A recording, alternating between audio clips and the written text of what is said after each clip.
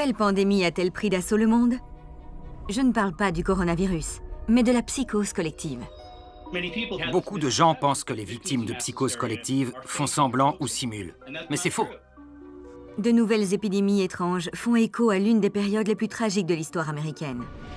En 1692, à Salem, dans le Massachusetts, des accusations de sorcellerie ont entraîné l'exécution de 20 personnes. Ils se sont débarrassés de ceux qu'ils n'aimaient pas. Précédemment, nous avons cherché à découvrir si une épidémie qui a frappé les élèves d'un lycée proche de Salem était liée à la célèbre chasse aux sorcières. Maintenant, nous allons voir si la Covid-19 a entraîné des épisodes de psychose collective et étudier un certain nombre de comportements étranges à travers le monde.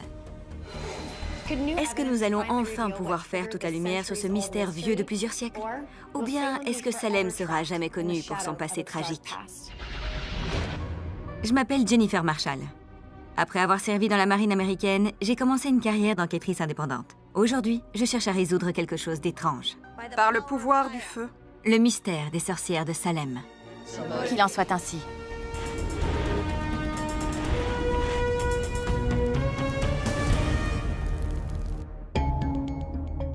L'affaire tristement célèbre des procès de sorcières de Salem entache l'histoire américaine depuis maintenant 3 siècles. Mais nous n'avons jamais vraiment su ce qui a transformé ces adolescentes en délatrices possédées.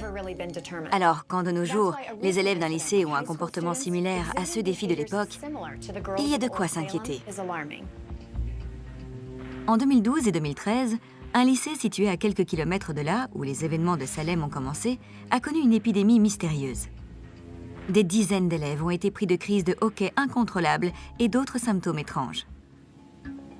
C'est le genre d'histoire qui alimente les théories du complot sur Internet. Ces 2 événements pourraient-ils être d'origine surnaturelle?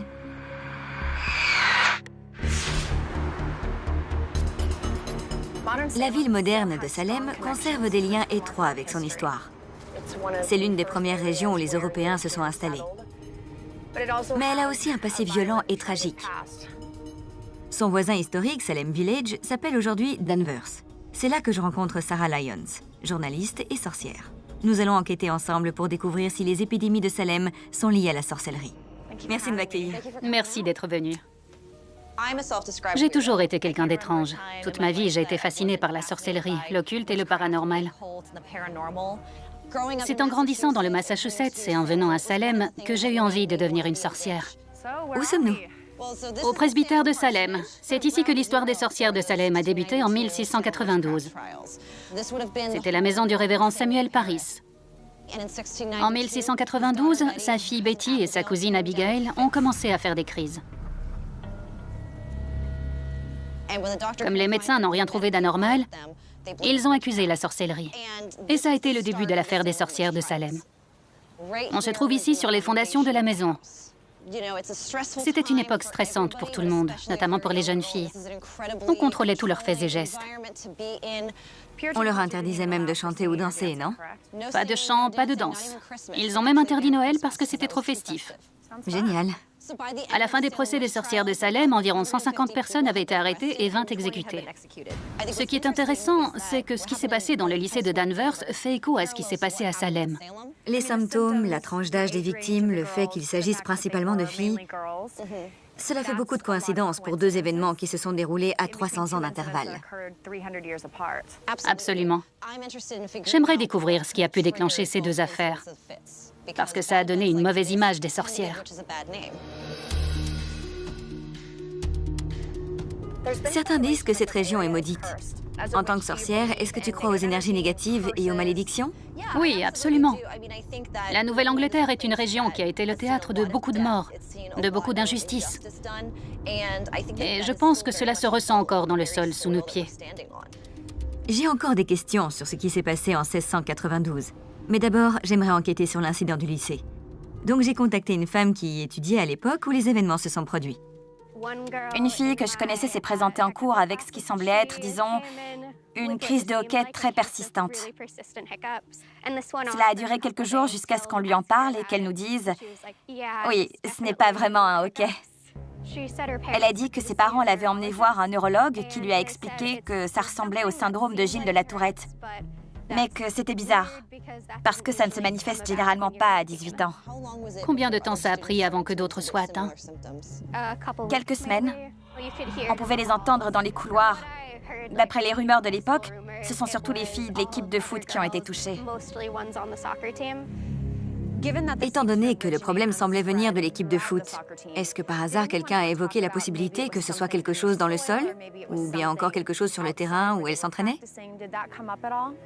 L'une des rumeurs que j'ai entendues parlait de la présence de produits chimiques sur le terrain de foot.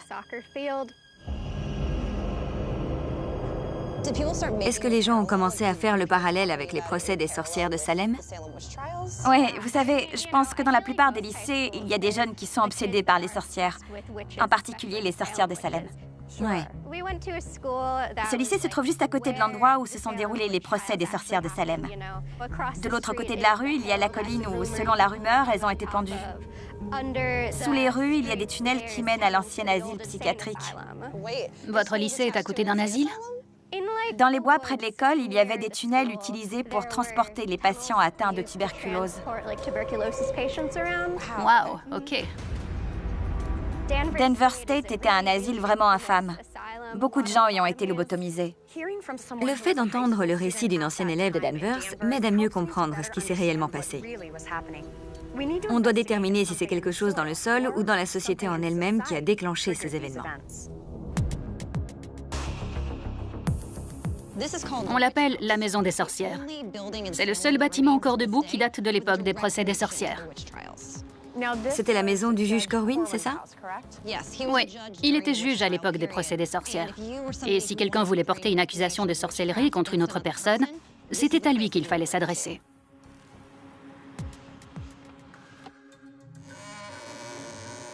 On se trouve ici dans le bureau de Corwin. Il a utilisé ses pouvoirs de juge pour saisir de nombreux biens des personnes qu'il accusait de sorcellerie. Des théories disent que des gens ont accusé d'autres pour s'approprier leurs terres ou leurs maisons. Pressés à mort. Quelle horreur.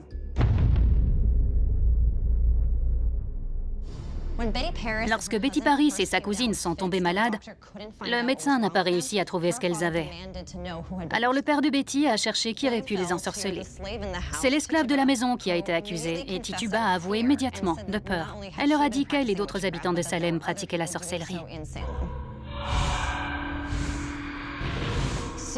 Très vite, d'autres jeunes filles ont présenté les mêmes symptômes que Betty. Et toute la ville de Salem s'est engagée dans une véritable chasse aux sorcières.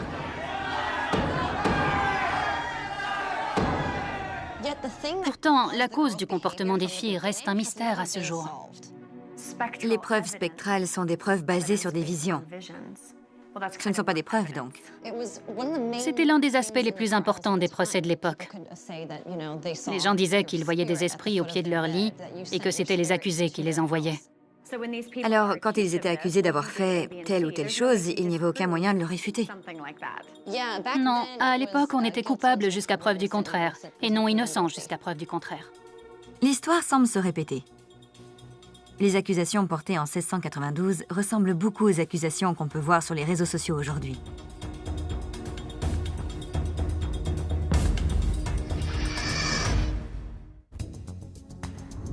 Une des choses qui m'interpelle le plus, c'est la proximité des lieux, Les premières victimes des procès venaient de Salem Village.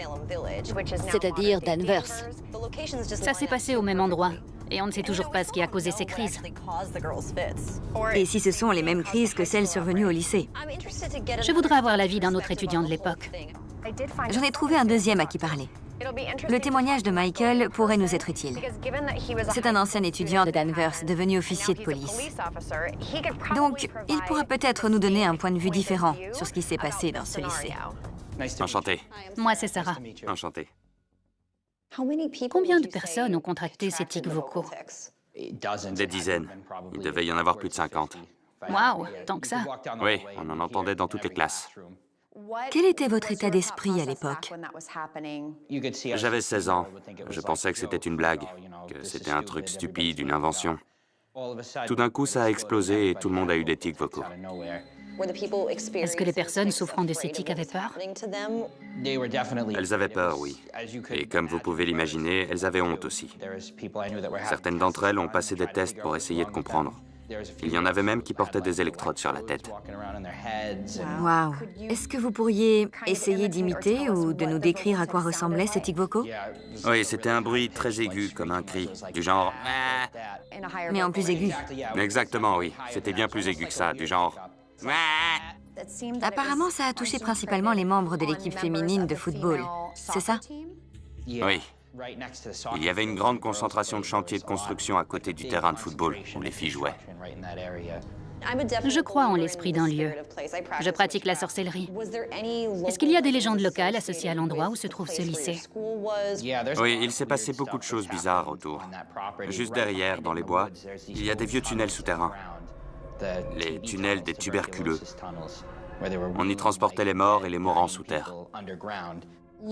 Avec le recul, j'aimerais connaître votre point de vue d'adulte travaillant comme officier de police, par opposition à celui d'un lycéen de 16 ans. Un facteur environnemental semble le plus logique. Un jour, des gens ont débarqué avec des grosses machines pour tester la qualité de l'air. Les journalistes sont venus au lycée et au domicile des victimes. Les administrateurs nous ont dit qu'on ne devait en aucun cas parler de tout ça à qui que ce soit. Ils ont menacé de nous punir si on répondait aux médias. C'était intéressant d'entendre Michael nous dire que l'administration avait tout fait pour que rien ne sorte dans les médias. À mon avis, ça vaut la peine de creuser. J'aimerais en savoir plus. On dirait que l'école a essayé d'étouffer l'affaire. Ça m'intrigue beaucoup. Moi aussi. C'est un site unique en Nouvelle-Angleterre, l'ancien cimetière de Salem. On va à la rencontre d'une sorcière locale. Je pense qu'elle aura un point de vue intéressant sur ce qui s'est passé. Merci d'être venue malgré ce temps glacial. Avec plaisir. Bonjour, comment ça va? Bonjour, Jennifer. Sarah Frankie, enchantée. On fait des recherches sur les événements de 1692 et si j'ai bien compris, tu as un lien ancestral direct avec ces événements. Absolument. À l'époque des procès des sorcières de Salem, les personnes exécutées pour sorcellerie n'avaient pas le droit d'être enterrées en terre sacrée. Mon 9e arrière-grand-père, Caleb Baffum, aidait les gens à retrouver les corps de leurs proches et à les sortir de la fosse commune pour qu'ils soient déplacés dans un endroit où ils seraient enterrés avec plus de respect. Ça, c'est de l'ancêtre. Eh oui. Waouh. Il a dû lui falloir beaucoup de courage au vu du contexte de l'époque. C'était un homme bien. Absolument. Ça fait plaisir de savoir que certains ont agi pour la bonne cause. Bridget Bishop, la première personne exécutée pour sorcellerie, était une propriétaire terrienne très controversée à l'époque. Sarah Good, elle, était une sans-abri. Il se débarrassait d'abord de ceux qu'il n'aimait pas. Quel type de femme était accusée? Des femmes qui ne mâchaient pas leurs mots. Des femmes qui ne correspondaient pas aux normes de la société. Les procès des sorcières de Salem ont été alimentés par l'appât du gain et par le fait que les gens convoitaient des choses qui ne leur appartenaient pas. Et malheureusement, cela arrive encore aujourd'hui lorsque la peur et la haine dominent nos pensées et nos actions. Selon vous, quelles sont les similitudes entre ce qui s'est passé à Salem en 1692 et ce qui s'est passé récemment à Danvers? L'hystérie est communicative. Et les personnes de cet âge ont tendance à être réceptives à ce genre de choses.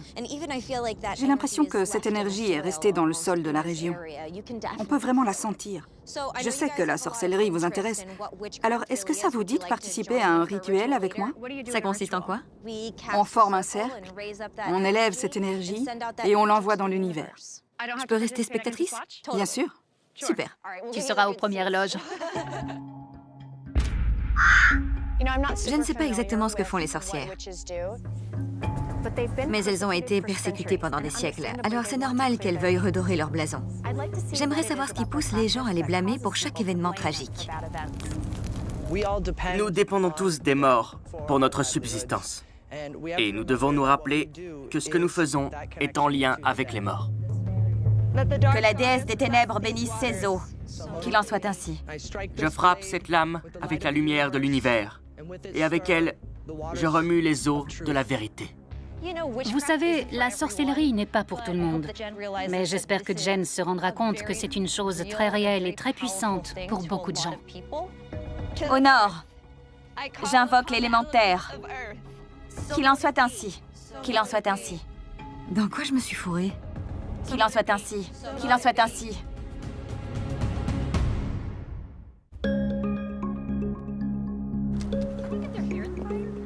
L'une des raisons pour lesquelles j'aime tant la sorcellerie, c'est parce qu'elle me permet d'établir un lien avec d'autres personnes par le biais de la magie. Venez, c'est votre feu, c'est votre maison. Profitez de la chaleur. Dans le rituel lui-même, on trace un cercle, on attire le pouvoir et on libère ce pouvoir dans l'univers. Nous chargeons ce feu pour le pouvoir et pour l'honneur. Je trace un cercle pour nous protéger des énergies et des forces négatives et positives, si elles sont compatibles avec les énergies soulevées ici. Qu'il en soit ainsi. Qu'il en soit ainsi. Je tiens à remercier et à honorer mes ancêtres et tous vos ancêtres. Et je souhaite qu'on dépasse leur traumatisme afin que les cicatrices du passé ne persistent pas dans l'avenir. Qu'il en soit ainsi. Qu'il en soit ainsi.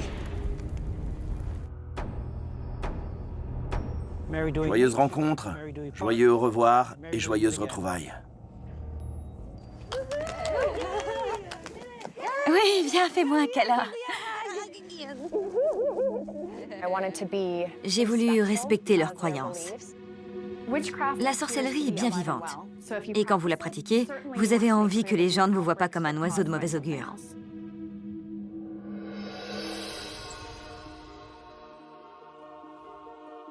Catherine Ao est une auteure de fiction, mais elle est aussi historienne et ses livres se déroulent principalement dans la région de Salem. Ils parlent de sorcières. Bonjour, je suis Catherine. Bonjour. Bienvenue à la propriété de Rebecca Nurse.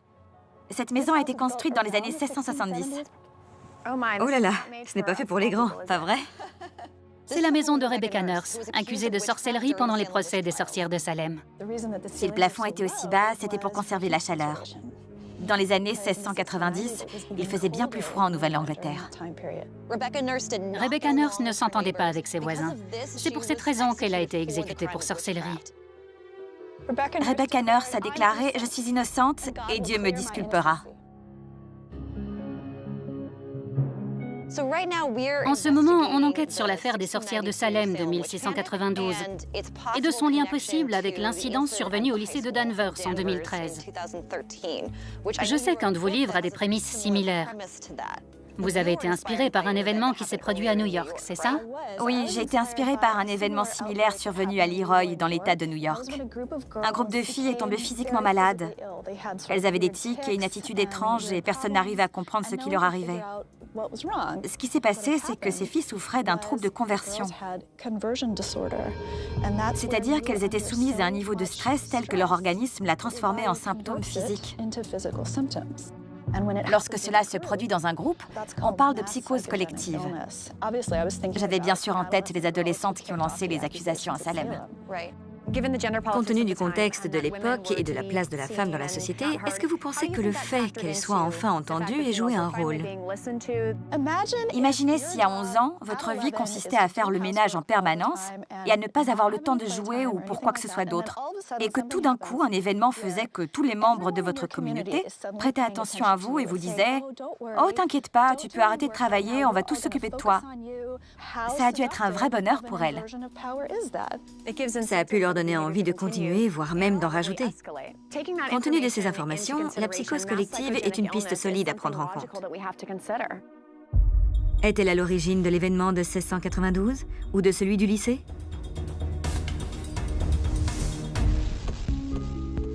Deux anciens élèves ont émis l'hypothèse que l'incident survenu dans leur lycée de Danvers pourrait être lié aux comportements bizarres qui ont déclenché les procès des sorcières de Salem. Il semble y avoir quelque chose d'étrange dans les environs de l'école. Avec toutes les théories qui circulent, je dois vérifier si les lycéens qui ont fait ces crises, il y a quelques années, ont été contaminés par quelque chose dans le sol. Je dois vérifier s'il s'agit d'un problème environnemental. Les deux élèves ont déclaré que la plupart des victimes jouaient au foot sur ce terrain.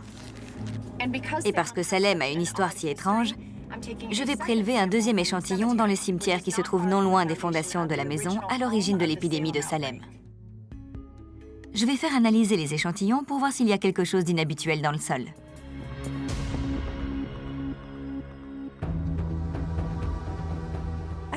J'ai une idée pour faire avancer cette enquête. Les sorcières ont leur propre manière de faire, et je pense que cela pourrait aider Jen à mieux comprendre la situation.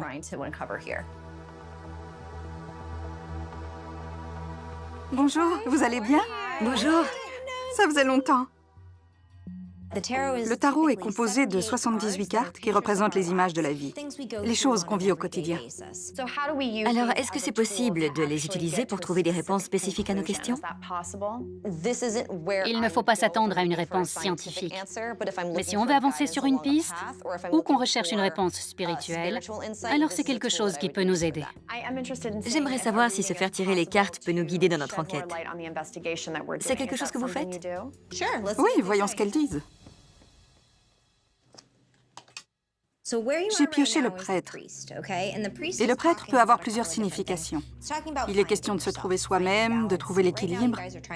En ce moment, vous essayez de trouver des repères, de comprendre, de tirer des conclusions, parce que non seulement le prêtre est centré sur lui-même, mais il est aussi centré sur la nature, sur la logique, sur toutes ces choses différentes.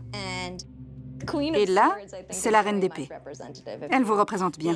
Vous vous concentrez sur la connaissance, sur la recherche de la vérité. Oh, Jen est bien une reine d'épée, c'est sûr. Oui. Toi, je te vois plus comme un page. Tu fais preuve de beaucoup d'enthousiasme. Alors, voyons ce qui vous attend. Le chevalier de la coupe. Les chevaliers sont très importants, très motivés. Ils vont faire le boulot, quoi qu'il arrive. La seule personne qui vous empêche de découvrir la vérité et de trouver les informations, c'est vous-même. Alors, si on n'arrive pas à résoudre cette affaire... C'est de votre faute. D'accord, je vois. Vous ne pouvez vous en prendre qu'à vous-même. C'était intéressant de se faire tirer les cartes. Est-ce que ça nous a fait avancer dans notre enquête? Pas du tout. Est-ce que c'était amusant? Tout à fait. Nous avons entendu des théories contradictoires sur ce qui a déclenché les événements de Salem. Pour avancer au mieux, Sarah et moi nous nous séparons pour enquêter sur d'autres pistes. D'anciens élèves ont suggéré que l'événement du lycée pourrait être lié à l'exposition à un produit présent sur le campus. J'ai apporté des échantillons de sol prélevés à 2 endroits de Danvers à American Analytics, un laboratoire spécialisé dans les analyses environnementales. On analyse le chrome, le plomb, l'arsenic et le mercure. Des métaux connus pour être hautement toxiques et cancérigènes. Sally, ça donne quoi? C'est très intéressant. Ah oui? On a constaté une concentration élevée d'arsenic. Les comportements étranges sont en hausse dans le monde entier. Il ne voulait pas retourner à l'usine de peur de contracter la même maladie. Restez avec nous pour les dernières avancées de notre enquête sur un phénomène déroutant qui a donné lieu à de nouvelles chasses aux sorcières.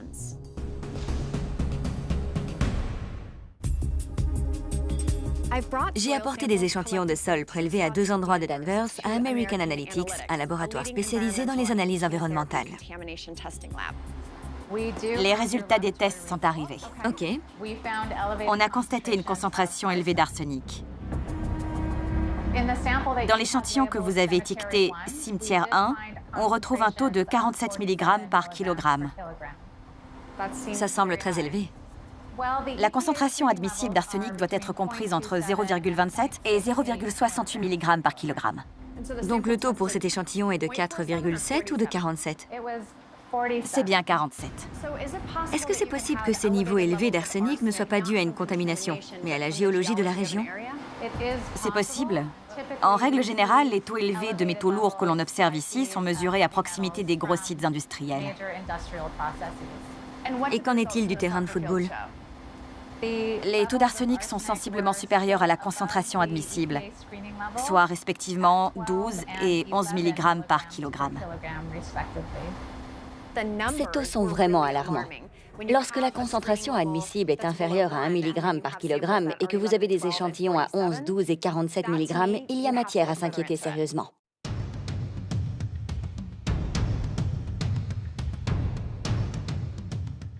L'une des accusatrices les plus célèbres est Anne Putnam, qui, à seulement 12 ans, a accusé 62 personnes de sorcellerie. Plus tard, Anne a présenté des excuses officielles pour son rôle dans cette affaire.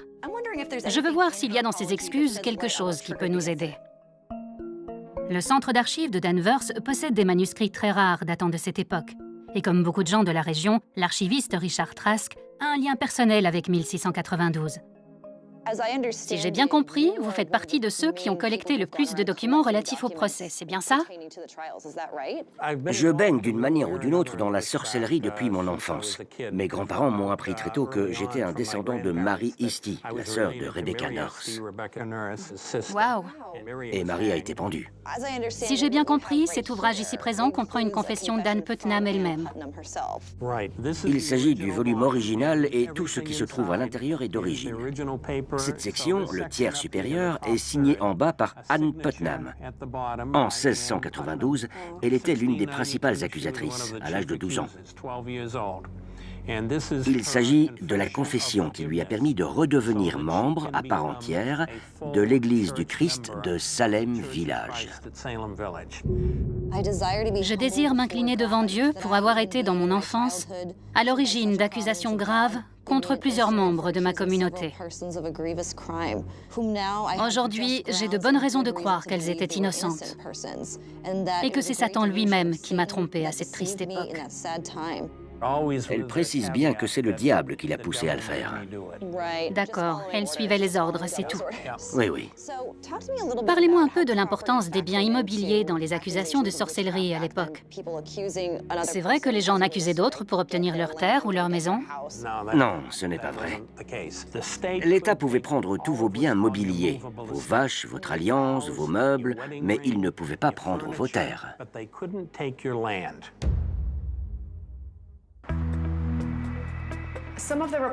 Certains taux de métaux toxiques rapportés sont alarmants. Donc j'ai rendez-vous avec la géologue Kizera Berg pour interpréter ces résultats.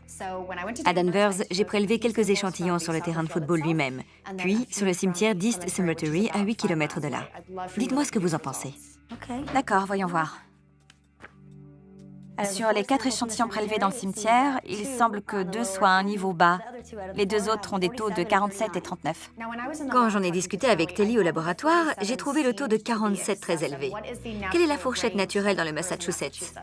À première vue, ça peut choquer. Dans le Massachusetts, le taux varie de 7 à 40 mg par kilogramme. Cette fourchette est considérée comme naturelle. Au-delà, c'est le fruit des activités de l'homme, comme l'agriculture, la pollution. Donc, que signifient ces taux élevés d'arsenic et que risque la population sur place? Des lésions neurologiques ou neuromusculaires, mais c'est dans le cas d'une exposition à des niveaux élevés sur une longue période. Est-ce qu'il est possible qu'une exposition prolongée à un métal lourd puisse provoquer des lésions neurologiques et pousser à agir bizarrement? C'est déjà arrivé par le passé. Le chapelier fou est inspiré de ça. Le chapelier fou, oui. Dans les années 1700 et 1800, on utilisait du mercure dans la fabrication des chapeaux. Et les ouvriers finissaient par présenter des signes de démence. Mais ils étaient exposés à de fortes doses sur une longue période. D'accord. Ils manipulaient du mercure à main nue tous les jours. Parlons des échantillons prélevés sur le terrain de football. Est-ce que des niveaux de 11 ou 12 suffiraient, selon vous, à provoquer des tics vocaux, des crises de colère, des hoquets? Je ne pense pas. L'empoisonnement à l'arsenic se fait principalement par ingestion. Et j'imagine mal ces lycéennes manger de la terre tous les jours à l'entraînement. Si l'arsenic s'était infiltré dans la nappe phréatique, alors beaucoup plus de personnes auraient été touchées. Ça n'aurait pas été un incident isolé. Donc, il y aurait eu des cas dans tout le Massachusetts et pas seulement dans cette zone-là. Exactement, oui. Les résultats des analyses de sol ne m'ont pas convaincu que l'incident du lycée était de nature environnementale. Mais j'ai une autre piste à suivre. Le docteur Robert Bartholomew est un sociologue médical qui a étudié cette affaire en profondeur. J'ai toujours été intéressé par les événements bizarres. Et une épidémie de hockey dans une école pendant plus d'1 an est un événement assez bizarre. Comment compareriez-vous ce qui s'est passé à Danvers avec ce qui s'est passé à Old Salem? Il s'agit du même phénomène. Simplement, c'est un contexte culturel différent qui a fait se manifester les symptômes. Les tics vocaux sont ce qu'on appelle des symptômes moteurs. Une fois qu'ils apparaissent, on observe une imitation des comportements. Et c'est ce qui s'est passé également à Salem. Croyez-vous en la possession démoniaque ou pensez-vous qu'il s'agit plutôt d'une question culturelle? Il s'agit très clairement d'un phénomène culturel. Si vous pensez que vous avez été possédé par un démon, pour vous c'est réel. Et vous allez commencer à agir comme si c'était réel. À Salem, en 1692, cela aurait été la preuve absolue que les démons existaient et que le diable était parmi nous.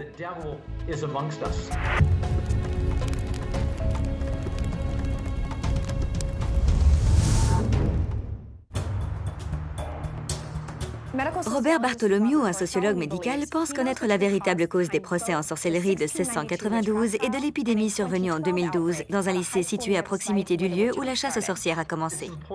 Il est important de comprendre le phénomène qu'on examine. La psychose collective, ou hystérie de masse, est essentiellement une réponse collective au stress. Quels sont les symptômes d'une psychose collective? On parle généralement de maux de tête, de nausées, de contractions, de tremblements, d'états de conscience altérés. Mais il n'y a rien de physiquement anormal. C'est le pouvoir de l'esprit et le pouvoir d'une idée. Je pense que les filles souffraient d'une psychose collective. Ces personnes croyaient qu'elles étaient malades. Est-ce que vous voyez des parallèles entre 1692 et ce qui s'est passé au lycée de Danvers? Absolument. Ce sont des phénomènes qui se produisent régulièrement dans tout le pays. Il s'agit généralement de jeunes gens, plus particulièrement de filles, de groupes de jeunes filles. Le plus frustrant pour moi, c'est que le ministère de la Santé publique du Massachusetts a étouffé l'affaire. Le ministère de la Santé publique du Massachusetts savait qu'on avait affaire là à une psychose collective. Et pourquoi pensez-vous qu'ils l'ont omis dans leur rapport?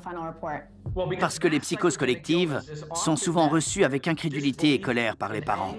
Personne n'aime penser que son fils ou sa fille est hystérique. Toutes ces institutions peuvent nous faire défaut à un moment ou à un autre, et en 1692, elles ont toutes fait défaut à ces innocents.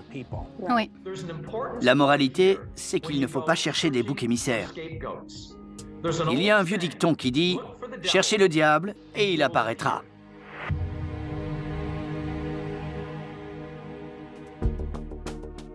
J'ai créé ce tableau pour qu'on puisse visualiser d'où on est parti et où on en est aujourd'hui. D'accord. On a la maison des Paris, qui bien sûr a été le théâtre du premier incident, puis la maison des sorcières. Et là, c'est la maison d'Anne Putnam. J'ai appris beaucoup de choses sur elle aux archives de Danvers. J'ai obtenu la carte de Danvers, anciennement Salem Village. Ce qui est intéressant, c'est qu'elle répertorie les accusateurs, les défenseurs et les sorcières. Ça soutient la thèse du vol de terre. On peut voir que la plupart des accusateurs vivent d'un côté de cette ligne et que la plupart des défenseurs et des sorcières vivent de l'autre côté. Donc il y a bien eu de la division dans la ville, mais personne n'a perdu ses terres. Ensuite, on a l'hôpital de Danvers, avec en dessous les tunnels souterrains par lesquels les patients infectés par la tuberculose étaient transportés. Il est, paraît-il, hanté. Ce n'est pas prouvé, mais on peut déterminer certaines choses grâce aux échantillons de sol. Ils ont été testés pour les métaux lourds, qui sont connus pour causer des problèmes de développement. Pour l'arsenic, la concentration admissible est inférieure à 1 mg par kilogramme. Pour le cimetière, le taux est monté à 47. Il était situé à côté d'une tannerie, ce qui signifie que de nombreux métaux lourds étaient utilisés. D'accord. Au terrain de foot, le taux est de 11 ou 12. D'accord. La géologue a expliqué qu'au Massachusetts, le taux d'arsenic naturel varie entre 10 et 40. D'accord. C'est un chiffre qui semble élevé. Cela a forcément un effet sur la population. J'ai eu une conversation intéressante avec le docteur Robert Bartholomew, un sociologue médical. Il affirme que le département de la santé publique du Massachusetts a tenté d'étouffer l'affaire. Ils ont publié un rapport incomplet qui indiquait que cette épidémie de tiques n'avait rien d'anormal. Bizarre. Il a déclaré qu'il savait qu'il s'agissait d'une psychose collective, mais qu'ils l'ont caché au public. Waouh! Le public a le droit de savoir. De ton côté, qu'est-ce que t'a dit l'archiviste? J'ai pu consulter les confessions d'Anne Putnam et toucher sa signature. C'était une société extrêmement religieuse et punitive. Beaucoup de gens sont morts à cause d'elle. Plus tard dans sa vie, elle a rédigé une longue confession. Mais même dans cette confession, elle rejette en quelque sorte la responsabilité de ses actes sur le diable. Et pourquoi s'est-elle confessée? Si elle s'est confessée, c'est pour pouvoir être réintégrée dans l'Église. Pour elle, ne pas faire partie de l'Église signifiait qu'elle était exclue de cette société. Est-ce que tu penses que la sorcellerie a joué un rôle en 1692 et 2012? En bref, non. Je crois en des choses comme la possession ou le fait d'être contraint par des esprits. Mais dans ces deux cas, je ne vois pas ce qui aurait pu motiver une sorcière à maudire ou à jeter un sort à l'une de ces personnes.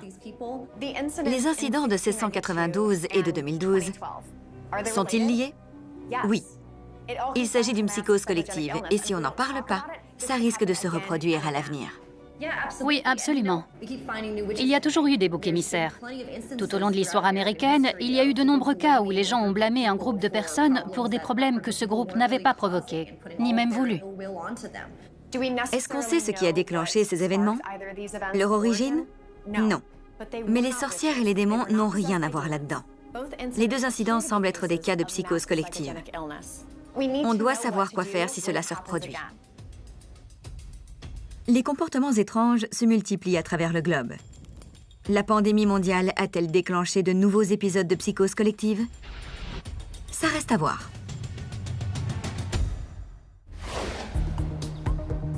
Au cours de l'année qui s'est écoulée depuis notre enquête, de nouveaux événements liés à des psychoses collectives ont fait la une des journaux. Hey Jane, comment ça va? Salut, je suis contente de te voir. Depuis notre enquête à Salem, j'ai cru comprendre que tu avais publié ton premier livre sur la sorcellerie. Félicitations! Merci beaucoup. Effectivement, j'ai publié mon premier livre, Revolutionary Witchcraft. Ça a été une année très chargée. Et on se revoit dans des circonstances très inhabituelles. Oui, c'est vrai.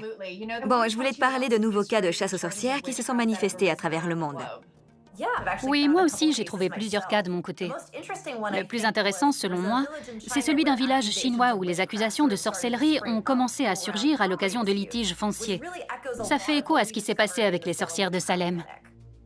C'est très intéressant. L'un des chercheurs qui a étudié ces événements est Benjamin Radford, rédacteur au magazine Skeptical Inquirer. Je l'ai contacté pour qu'on en discute ensemble cet après-midi. Ben, merci de nous avoir rejoints. Merci de m'avoir invité. Alors, est-ce qu'on blâme encore la sorcellerie pour tout comportement étrange? Oui, il y a notamment eu plusieurs cas en Malaisie où des épidémies se sont déclarées dans des écoles. L'une d'entre elles concernait des filles qui ont commencé à se sentir mal à l'école et dont le malaise s'est rapidement propagé. Les autres élèves de la classe ont vu ces symptômes et les ont imités. Dans ce cas, celle qui a présenté les premiers symptômes pensait qu'un arbre près de l'école était maléfique. Elle pensait qu'il y avait un visage maléfique dans l'arbre ou quelque chose de maléfique associé à l'arbre. Et c'est en quelque sorte devenu le point central de cette affaire. Ben, comment est-ce que ça s'est terminé? Les arbres ont été coupés. La même croyance qui leur fait penser qu'ils sont possédés par une entité leur fait croire qu'ils peuvent être chassés par un prêtre, un imam ou autre. Si les gens croient que c'est un fantôme ou un djinn, alors il faut utiliser ces mêmes croyances pour les en débarrasser. Qu'est-ce qu'un djinn et quel rôle joue-t-il dans ce genre d'histoire? Djinn est le mot couramment utilisé par les musulmans pour désigner un génie.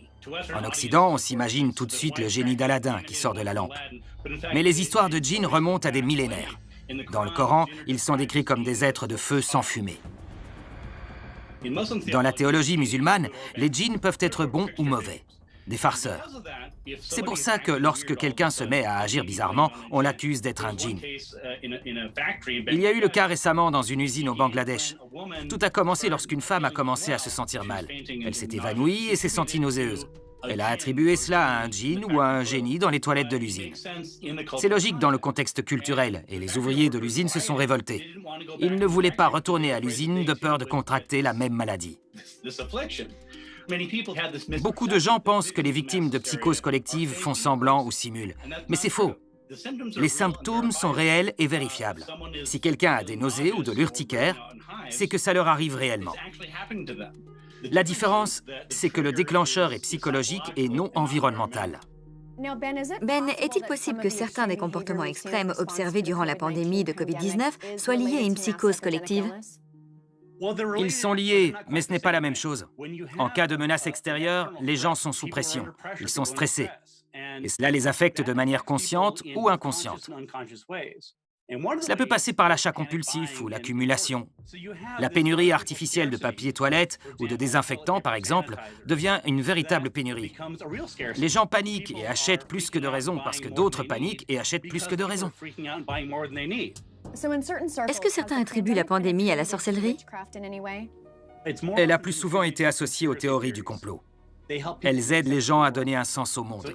Comme ça, même s'ils ont peur de ce qui se passe, de la pandémie ou d'autre chose, au moins, dans leur esprit, il y a quelqu'un qui tire les ficelles. Ce n'est pas quelque chose d'aléatoire qui frappe au hasard. Ça apporte une certaine logique à tout ça. Absolument. Le monde est un peu chaotique en ce moment. Plus rien n'a de sens. Ben, votre point de vue m'a été très utile. Merci beaucoup pour votre temps. Bye. L'effet de meute peut toucher absolument n'importe qui. L'ignorance, la suspicion, l'hystérie, tout cela existe encore, même après tous ces siècles.